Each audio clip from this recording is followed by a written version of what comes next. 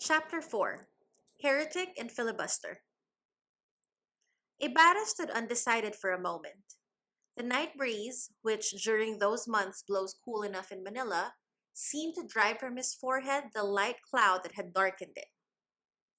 He took off his hat and drew a deep breath. Carriages flashed by, public rigs moved along at a sleepy pace, pedestrians of many nationalities were passing.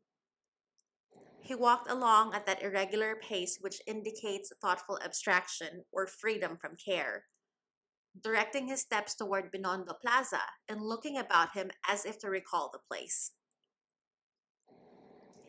There were the same streets and the identical houses with their white and blue walls, whitewashed or frescoed in bad imitation of granite. The church continued to show its illuminated clock face. There were the same Chinese shops with their soiled curtains and their iron gratings, in one of which was a bar that he, in imitation of the street urchins of Manila, had twisted one night. It was still unstraightened. How slowly everything moves, he murmured as he turned into Calle Sacristia. The ice cream vendors were repeating the same shrill cry, Sorbete! While the smoky lamp still lighted the identical Chinese stands and those of old women who sold candy and fruit. Wonderful, he exclaimed. These were the same Chinese who were here 7 years ago, and that old woman, the very same. It might be said that tonight I've dreamed of 7 years' journey in Europe. Good heavens, that pavement is still in the same unrepaired condition as when I left. True it was that the stones of the sidewalk on the corner of San Jacinto and Sacristia were still loose. While he was meditating upon his marvel of the city's stability in a country where everything is so unstable, a hand was placed lightly on his shoulder. He raised his hand to see the old lieutenant gazing up at him with something like a smile in place of the hard expression and the frown which usually characterized him. Young man, be careful. Learn from your father, was the abrupt greeting of the old soldier. Pardon me, but you seem to have thought a great deal of my father. Can you tell me how he died? Asked Ibarra, staring at him. What? Don't you know about it? Asked the officer.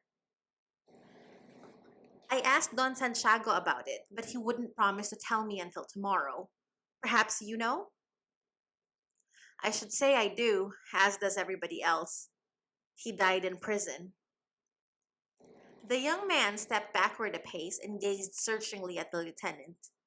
In prison? Who died in prison? Your father, man, since he was in confinement, was the somewhat surprised answer.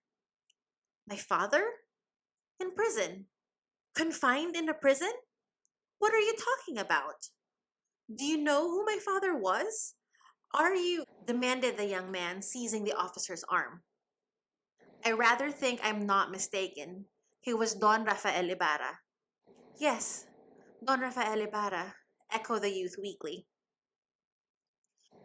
Well, I thought you knew about it, muttered the soldier in a tone of compassion as he saw what was passing in Ibarra's mind. I suppose that you. But be brave. Here, one cannot be honest and keep out of jail. I must believe that you were not joking with me, replied Ibarra in a weak voice after a few moments' silence. Can you tell me why he was in prison? The old man seemed to be perplexed. It's so strange to me that your family affairs were not made known to you. His last letter, a year ago, said that it should not be uneasy if he did not write, as he was very busy. He charged me to continue my studies and sent me his blessing. Then he wrote that letter to you just before he died. It will soon be a year since we buried him. But why was my father a prisoner? For a very honorable reason. But come with me to the barracks and I'll tell you as we go along. Take my arm. They moved along for some time in silence. The elder seemed to be in deep thought and to be seeking inspiration from his goatee, which he strode continually. As you well know, he began, your father was the richest man in the province, and while many loved and respected him, there were also some who envied and hated him. We Spaniards who come to the Philippines are unfortunately not all we ought to be.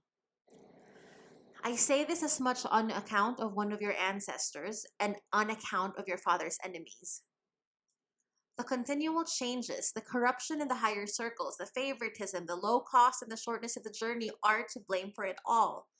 The worst characters of the peninsula come here, and even if a good man does come, the country soon ruins him.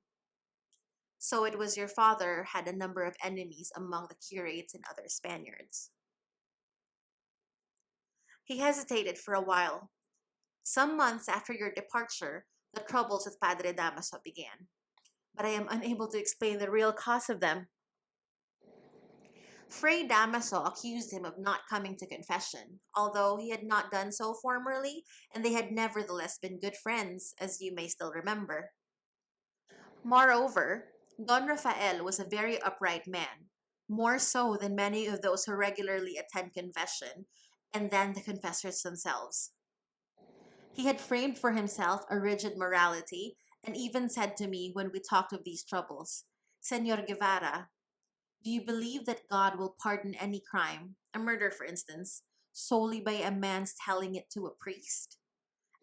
A man, after all, and one whose duty it is to keep quiet about it, by his fearing that he will roast in hell as penance, by being cowardly and certainly shameless into the bargain. I have another conception of God, he used to say, for in my opinion, one evil does not correct another, nor is a crime to be expiated by vain lamentings or by giving alms to the church. Take this example. If I have killed the father of a family, and if I have made of a woman a sorrowing widow and destitute orphans of some happy children, have I satisfied eternal justice by letting myself be hanged, or by entrusting my secret to one who is obliged to guard it for me, or by giving alms to the priests who are least in need of them, or by burying in indulgences and lamenting night and day? What of the widow and the orphans? My conscience tells me that I should try to take the place of him who I killed, that I should dedicate my whole life to the welfare of the family whose misfortunes I caused. But even so, who can replace the love of a husband and a father? Thus, your father reasoned, and by the strict standard of the conduct regulated all his actions, so that it can be said that he never injured anybody.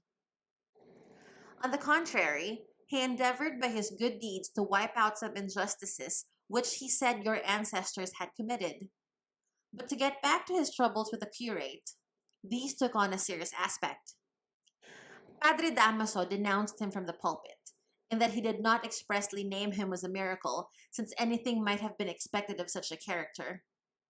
I foresaw that sooner or later the affair would have serious results. Again, the old lieutenant paused. There happened to be, wandering about the province, an ex-artilleryman who has been discharged from the army on account of his stupidity and ignorance.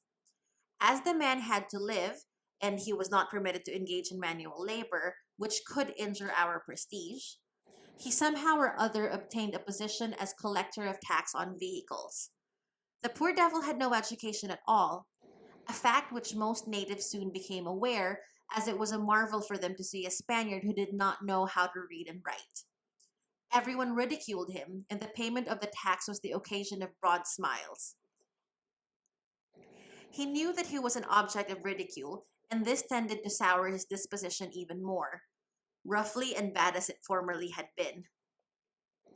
They would purposely hand him the papers upside down to see his efforts to read them, and wherever he found a blank space, he would scribble a lot of pothooks which rather fitly passed for his signature. The natives mocked while they paid him. He swallowed his pride and made the collections, but was in such a state of mind that he had no respect for anyone. He even came to have some hard words with your father.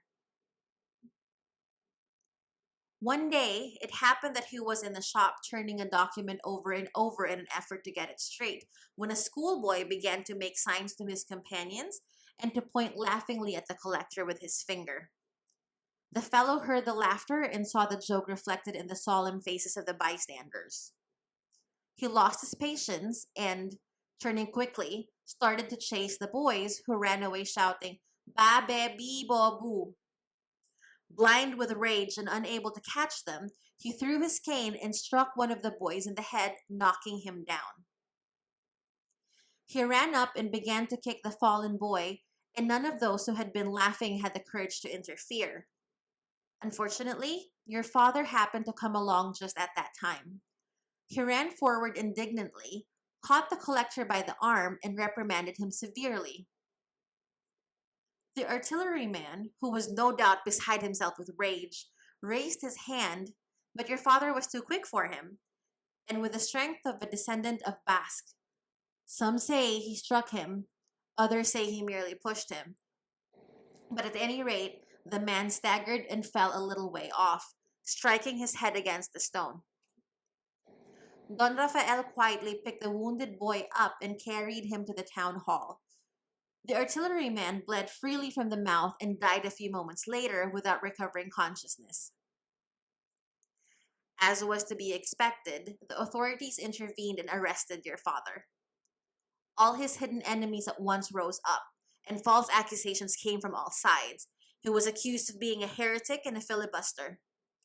To be a heretic is a great danger anywhere, but especially so at that time when the province was governed by an alcalde who made a great show of his piety, who, with his servants, used to recite his rosary in the church in a loud voice, perhaps that all might hear and pray with him.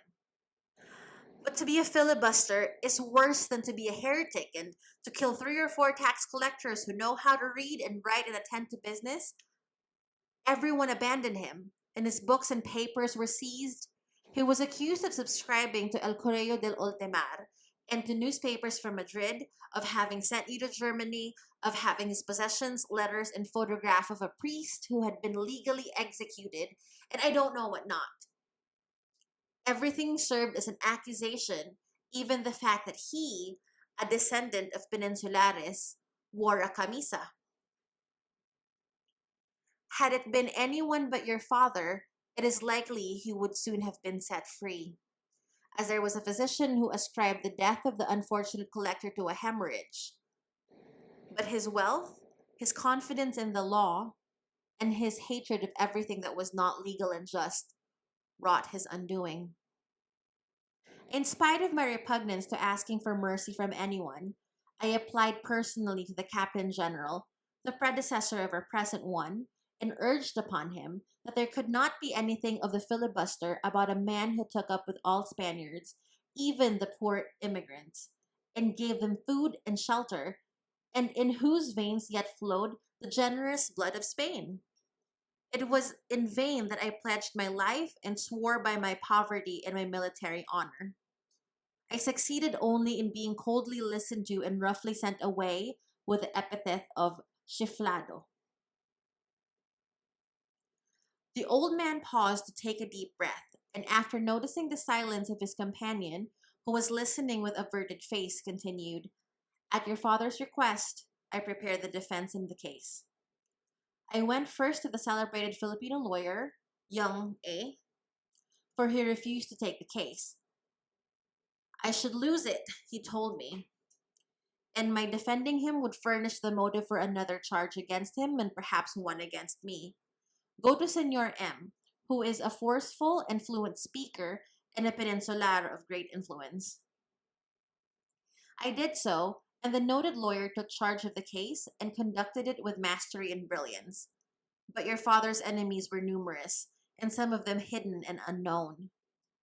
False witnesses were abound, and their calumnies, which under other circumstances would have melted away before a sarcastic phrase from the defense, here assumed shape and substance. If the lawyers succeeded in destroying the force of their testimony by making them contradict each other and even perjure themselves, new charges were at once preferred. They accused him of having illegally taken possession of a great deal of land and demanded damages. They said that he maintained relationships with the Tulisanes in order that his crops and animals might not be molested by them. At last, the case became so confused that at the end of the year, no one understood it.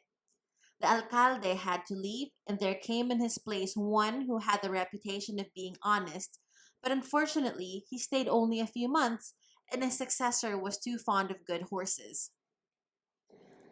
The sufferings, the worries, the hard life in prison, or the pain of seeing so much ingratitude broke your father's iron constitution, and he fell ill with that malady which only the tomb can cure.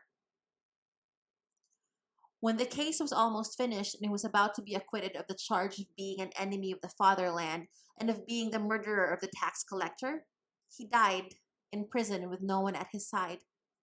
I arrived just in time to see him breathe his last. The old lieutenant became silent, but still Ibarra said nothing. They had arrived meanwhile at the door of the barracks, so the soldier stopped and said as he grasped the youth's hand, "Young man, for details, ask Capitan Tiago. Now good night, as I must return to duty and see that all is well." Silently, but with great feeling, Ibarra took the lieutenant's bony hand and followed him with his eyes until he disappeared. He then turned slowly and signaled to the passing carriage. "To Lala's hotel," was the direction he gave in a scarcely audible voice. "This fellow must have just got out of jail," thought the cochero as he whipped up his horses.